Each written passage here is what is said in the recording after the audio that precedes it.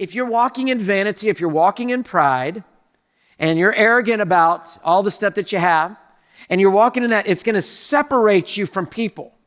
And you're going to begin to look down on people. Well, they're not like as good as me. They haven't worked as hard as me. They didn't earn it quite like I did it. And it's going to be kind of, well, I just go to these places and I just do these things. Now, none of us like crowds and none of us like lines. I get that. But you can get all the way over where you get so separated. It's a very small world in a small pool. And so what's happened is the people that God wants to have you impact, you're now separated from that impact. So now let's take false security. I don't want to be secure in God. I want to be secure in my own stuff and what I have. So now I'm going to separate myself from God. So now I'm separated from God. I've got this taken care of. I'm separated from man and woman because I'm getting over here. And now I'm separated from the two things that actually bring me joy. A great relationship with God and a great connection with people. That could be what's going to be amazing about Thanksgiving, I hope for you. You're going to get some people around the table and you're going to actually connect, not separate. But we end up in our pride and we end up separating ourselves. Now, we think we're not rich because we know globally we're rich and biblically we're rich. If we have food or clothing, Timothy tells us earlier in chapter 6, food and clothing, we should be content. But here's our problem. Locally, we're not rich.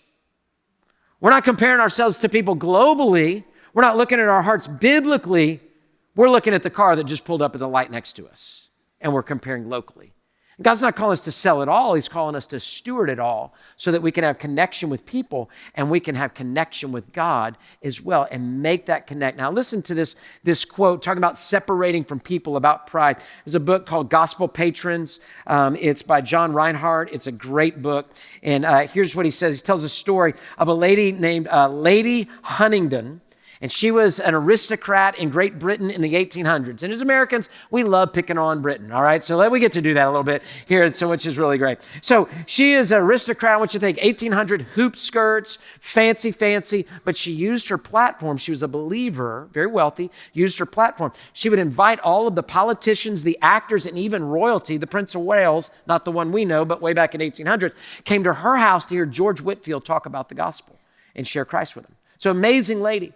Well, she shared Christ in kind of a vacation area where all the rich would go and play. She shared Christ with this one lady. That lady's name was the Duchess of Buckingham. So Lady Huntingdon shares Christ with the Duchess of Buckingham, and the Duchess writes this letter back. See if you can see the pride.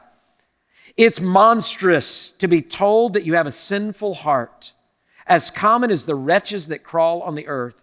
This is highly offensive and insulting to those of us with a high rank and good breeding. See it? You don't get into heaven because you're lady of such and such or duchess or whatever. And so she was offended that you would even share the gospel that I need Christ, because she had so separated herself from the common and so found security in her title that she was separated and pulled back. Don't be like that. We've got to walk in a way of saying God provides for us, and we want to walk in the journey of letting him do that. Not pride of false security, not vanity of separating us from people, but embracing. Hey, thanks for watching. To find out more about Houston's First, you can subscribe to our channel or you can go to houstonsfirst.org.